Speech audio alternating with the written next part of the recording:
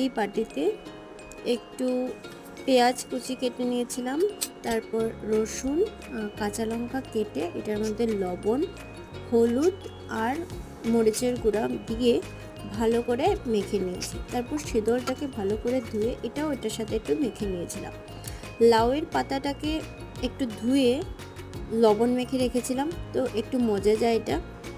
তারপরে এটার মধ্যে ওই পেঁয়াজ, রসুন আর কাঁচা লঙ্কা শীতল যে মেখে রেখেছিলাম ওইটা ভালো করে এটার মধ্যে পাতার মধ্যে ঢুকিয়ে পাতাটা ভালো করে বন্ধ করে বেসন গুলে রেখেছিলাম ওটার মধ্যে চুবিয়ে দিয়ে দিলাম তেলে। তো হয়ে গেল শীতল বড়া। এটা একটু অন্যরকম রেসিপি, এটা আমার শাশুড়ি মায়ের রেসিপি।